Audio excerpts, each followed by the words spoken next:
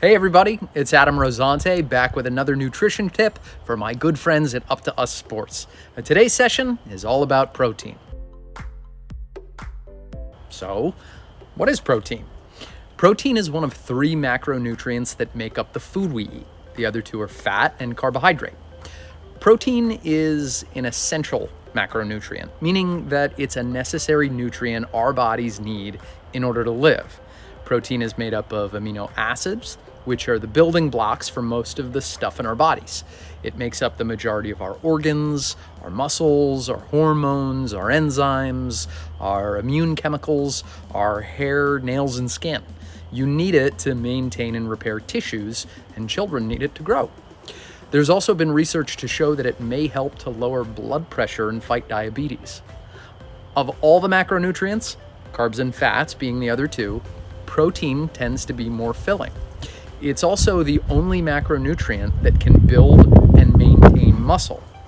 And if weight loss is a goal for you, it's important to know that the more muscle mass you have on your body, the more calories your body will burn while at rest. Not too bad, huh? So that said, please don't expect protein to be a silver bullet when it comes to weight loss. This is something that we can maybe cover in another video, but when it comes to losing weight, the primary driver is total calorie consumption, not one specific diet or one single macronutrient. So, how much protein should you be eating every day? This is where things can honestly start to get a little confusing. The recommended daily allowance, or RDA, which is the estimated amount of a nutrient or calories per day that's considered necessary for the maintenance of good health. And this is a recommendation which is set by the Food and Nutrition Board of the National Research Council, National Academy of Science. Yeah, that's a mouthful. It's kind of a little jumbled up just saying it. Anyway, their recommendation for protein is 0.8 grams per kilogram of body weight, which translates to about 0.36 grams per pound of body weight. Now, the more you weigh, the more protein you need.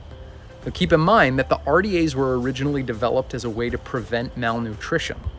Essentially, it's the minimum amount that you need to keep from getting sick, not a prescription for the exact precise amount that you're supposed to eat every single day. It doesn't take into account things like how many total calories we eat or need, how active we are, our age, and a bunch of other things. So what I've landed on, personally for myself and my clients, is pretty simple.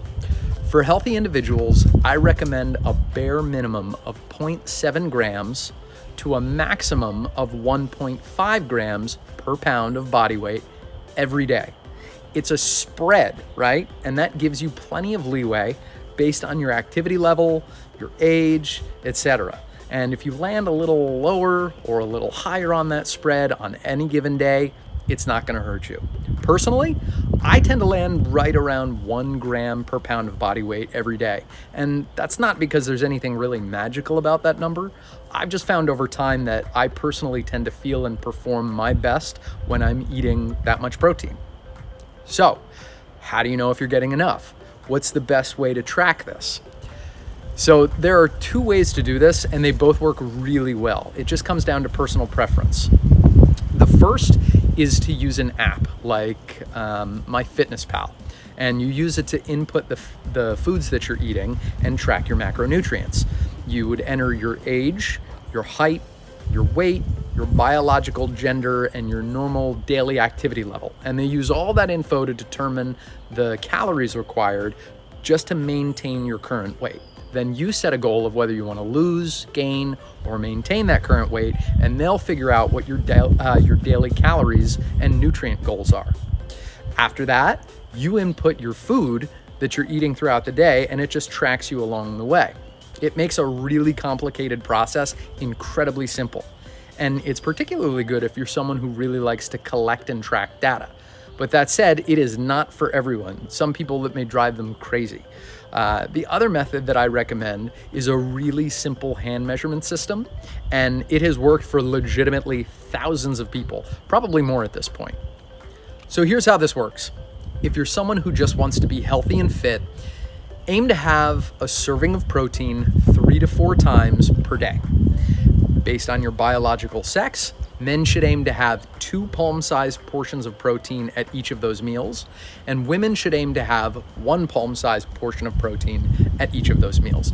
Now, that's the same thickness and diameter of your palm. This works almost like magic. Your hands are typically proportionate to the rest of your body, and this method of measurement has actually been shown to have incredible accuracy when measured against actually counting calories and measuring macros. Now, if you're not sure which of these systems of measurement would work best for you, my advice is to just give it a shot both ways and see how you respond. So here's your challenge. Pick one of these 2 methods of measurement and stick with it for the next 4 weeks in a commitment to eat sufficient protein every day. Now, please don't overthink this. Just pick one of those methods of measurement and stick with it. You can always switch gears in 4 weeks and try the other system. Listen, if you're fortunate, this is going to be a nice long life with plenty of time to experiment along the way. Cool? All right, that's it for now. Thanks for hanging in there with me. I'll catch you next time.